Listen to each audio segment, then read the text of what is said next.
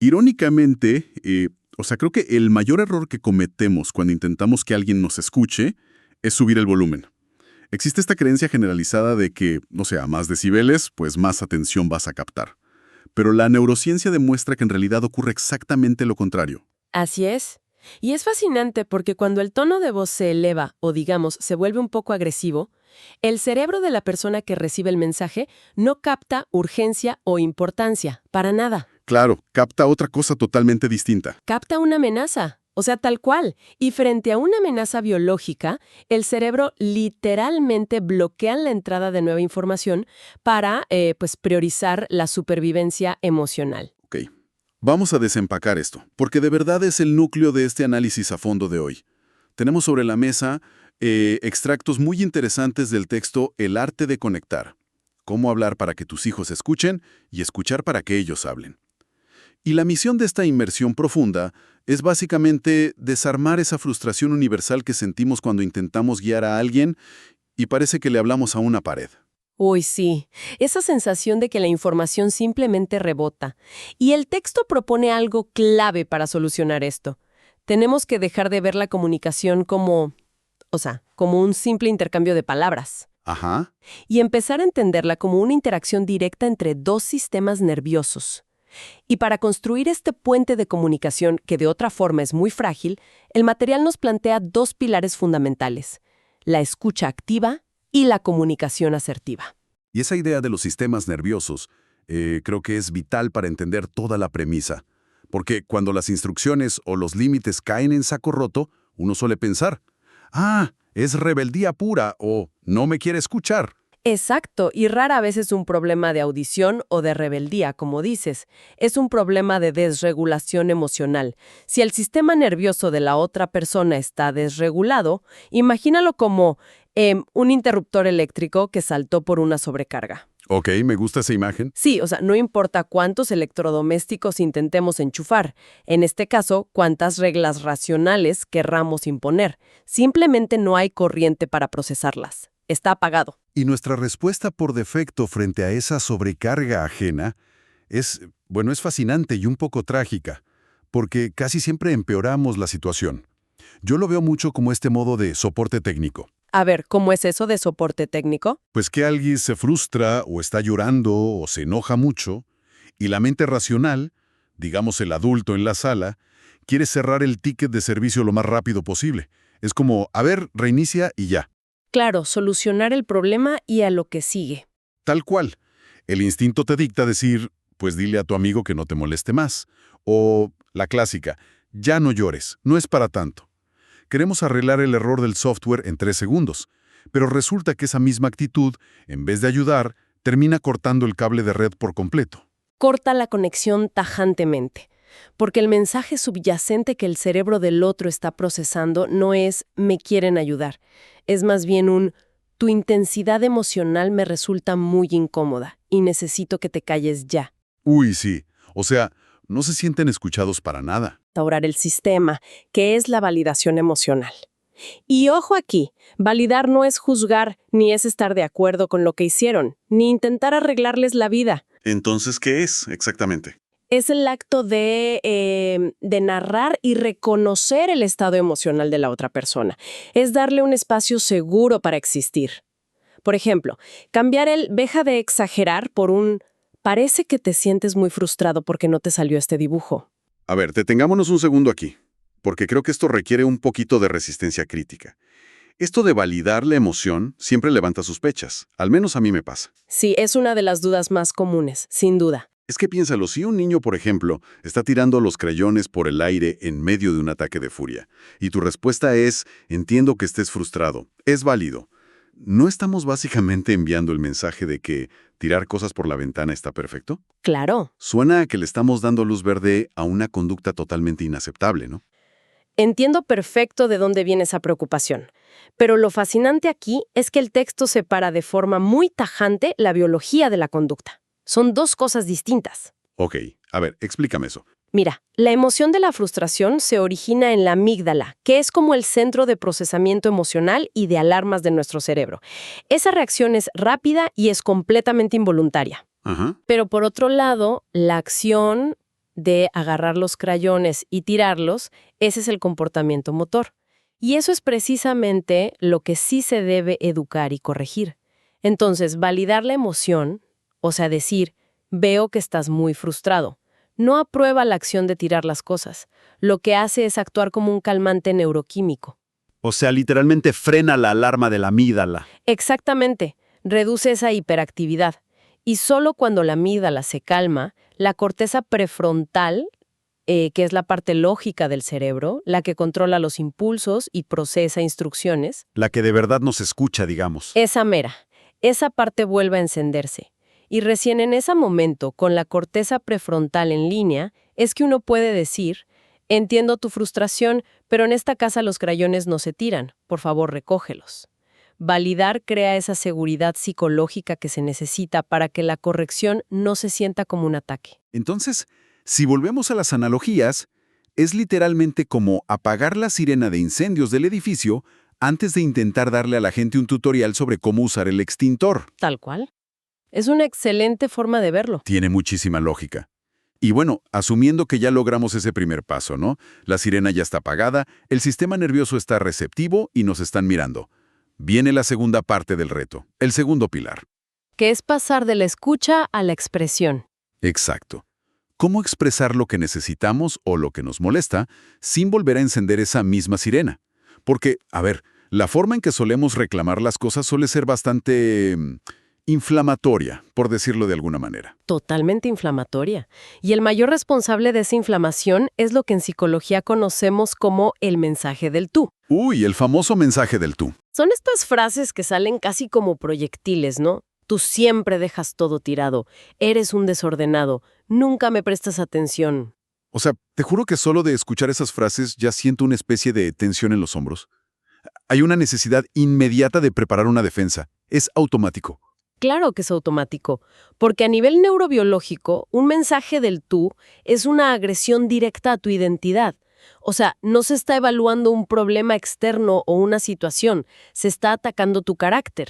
Te están poniendo una etiqueta. Exacto. Y en el milisegundo en que tu cerebro procesa una etiqueta como eres un irresponsable, tu sistema de defensa más primitivo toma el control. Toda tu energía cognitiva se desvía y dejas de escuchar el contenido real de la instrucción. Porque estás demasiado ocupado preparando tu contraataque. Contraataque o construyendo un muro gigante de apatía para protegerte. Exacto. Entonces, frente a esto, la alternativa asertiva que plantea el material es el mensaje del yo. El mensaje del yo. Consiste en cambiar radicalmente el foco. En lugar de emitir un juicio sobre cómo es el otro, comunicas desde tu propia experiencia interna. Y propone una estructura de 3 partes muy claras. Ok, vamos paso por paso. Primero, describes el hecho objetivamente, sin adjetivos, como si lo grabara una cámara de seguridad. Por ejemplo, cuando veo la ropa sucia en el piso de la sala. Ajá, el hecho puro y duro. Segundo, expresas tu sentimiento, el impacto emocional propio. Me siento agotada y abrumada. Y tercero, la necesidad o la petición directa. Porque necesito mantener el orden en las áreas comunes. Por favor, llévala a tu cuarto. ¡Wow! A ver, sí entiendo que es una estructura sumamente eficiente para evitar ese secuestro de la amígdala del que hablábamos. Pero, siendo muy honestos, nadie habla así de forma natural en su casa. O sea, suena un guión de atención al cliente leído por un robot, ¿no te parece? Un poquito, sí. Es que imagínate, si alguien empieza a recitar esa fórmula así, súper rígida, de 3 pasos, en medio de un conflicto doméstico, la otra persona se le va a quedar viendo con cara de ¿qué te pasa? ¿Cómo evitamos que suene tan artificial en la vida real? Es una observación muy aguda, la verdad. Y si conectamos esto con el panorama general del texto, la idea no es que hablemos como manuales ambulantes o como robots. Menos mal. El objetivo real es internalizar la mecánica psicológica que está detrás de esa fórmula. O sea, es infinitamente más difícil discutir contra un sentimiento genuino que contra una acusación directa. Claro, no tienes forma de refutar el agotamiento o la tristeza del otro. Yo no puedo decirte, no, estás cansada. Ese es exactamente el punto central. Si mi frase es, ¿eres un desconsiderado? Hay un margen enorme para el debate. Me vas a dar 10 razones por las que no lo eres. Se vuelve un juicio. Se vuelve un juicio de valor, tal cual. Pero si la afirmación es, me siento profundamente estresada cuando hay desorden aquí, le quitas todo el oxígeno a la actitud defensiva.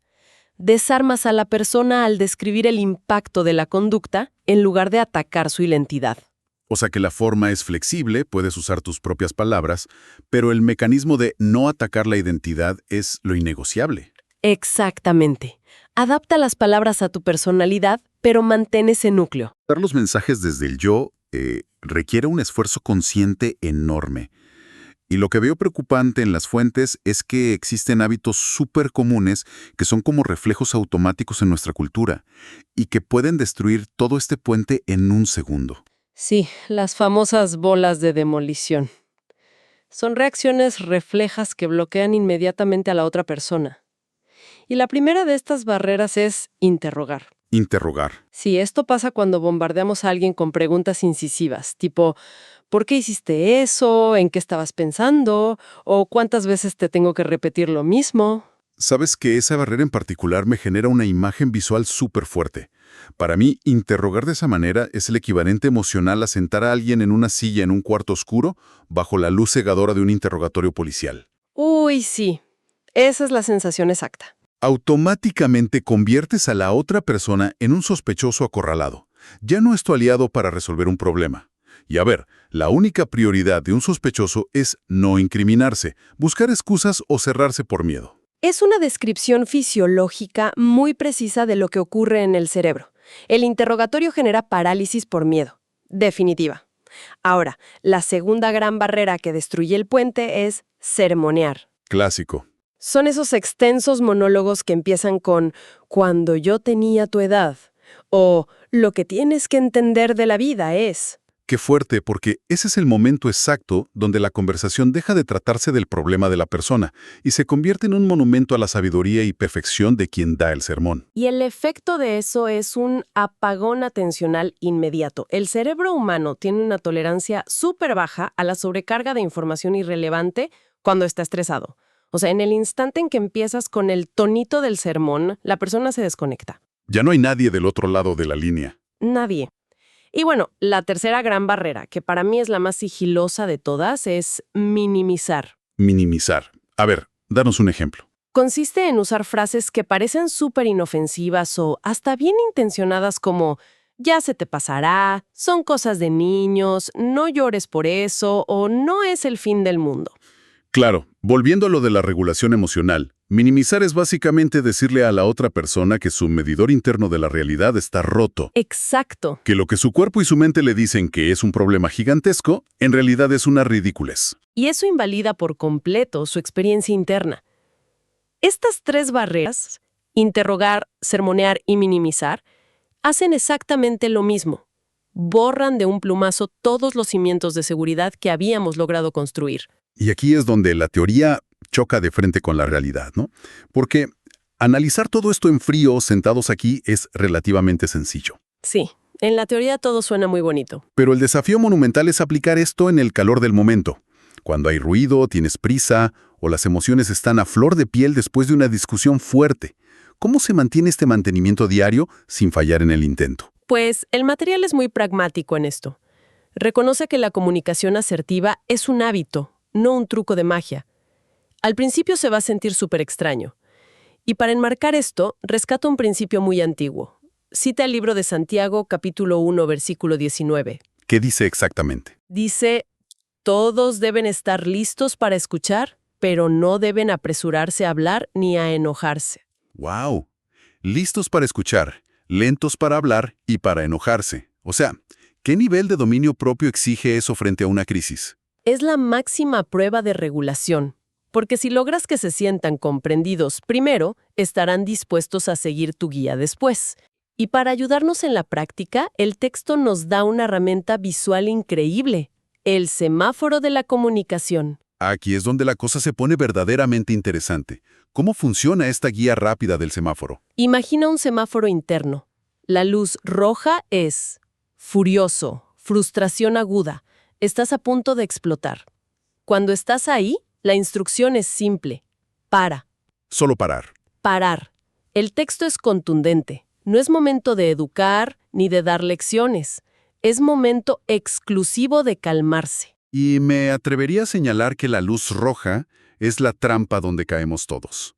Es donde ocurren el 90% de los errores irreversibles. ¿Por qué lo dices? Porque existe este impulso ciego por ejercer autoridad justo cuando todo está fuera de control. Ves una conducta desafiante y el instinto te exige corregirla en ese segundo exacto, porque sientes que si no lo haces, pierdes el respeto. Ah, sí, totalmente. Intentamos educar justo en medio del semáforo rojo, cuando ambas partes tienen la amígdala secuestrando cualquier asomo de razón. Y es un esfuerzo inútil. En la fase roja no hay educación posible, biológicamente hablando. Solo vas a lograr una escalada del conflicto. El verdadero control emocional y la madurez recaen en quien guía la conversación, teniendo la capacidad de decir, estamos muy alterados, vamos a pausar esto. Un cambio de paradigma brutal. Pasar del tengo que ganar esta discusión ya, al tengo que proteger la relación. Tal cual. Y de ahí pasamos a la luz amarilla, que es, piensa. Empiezas a calmarte y te preguntas, ¿qué emoción hay detrás de esta conducta? Y formulas mentalmente tu mensaje del yo. Te preparas. Exacto. Y finalmente, la luz verde. Actúa. Ahí sí, hablas con calma, validas la emoción y pones el límite con firmeza, pero con muchísimo amor. ¡Qué buena estructura! Entonces, a ver, haciendo una recapitulación rápida de todo lo que hemos visto para quienes nos escuchan. Si queremos que nuestro mensaje llegue y no rebote, primero desactivamos las defensas biológicas con validación. Ajá. Usamos el mensaje del yo para expresar lo que necesitamos sin atacar identidades. Evitamos por completo los interrogatorios de película policial y los sermones. Y sobre todo, respetamos nuestro propio semáforo interno. Es una síntesis perfecta. Y creo que es súper importante recordar que, aunque las fuentes se enfocan mucho en la crianza, o sea, en niños y adolescentes, esta mecánica de desactivar defensas aplica en la oficina, con la pareja, con los amigos. Con todo el mundo. Es una forma de respeto universal, porque la arquitectura del cerebro humano es la misma para todos. Completamente de acuerdo. Y de hecho este punto nos lleva a una reflexión final que el texto subraya y que quiero dejarle a la audiencia para que la analicen por su cuenta. Adelante, ¿cuál es esa reflexión? Durante todo el análisis hemos hablado de cómo lograr que alguien colabora hoy, en el presente. Pero el impacto real va mucho más allá. Si nosotros aplicamos esta escucha activa y esta validación de forma consistente desde la infancia de una persona, ¿qué crees que ocurre con su diálogo interno cuando crecen? Oh, wow. Es altamente probable que esos niños que son validados externamente hoy se conviertan en adultos capaces de validar sus propias emociones mañana. O sea que internalizan ese puente de comunicación. Exacto. En lugar de interrogarse cruelmente a sí mismos frente a un fracaso o de minimizar su propio agotamiento, aprenden a decirse, ¿tiene sentido que me sienta así? El verdadero alcance de aprender a hablarles hoy es literalmente dictar el tono con el que se van a hablar a sí mismos el resto de su vida, protegiendo su salud mental en el futuro. Qué pensamiento tan poderoso para cerrar esta inmersión profunda. El trato compasivo de hoy es la voz interior del mañana. Muchísimas gracias por acompañarnos en este recorrido. Y a todos los que nos escuchan, tómense un momento para revisar en qué color está su semáforo antes de su próxima conversación difícil.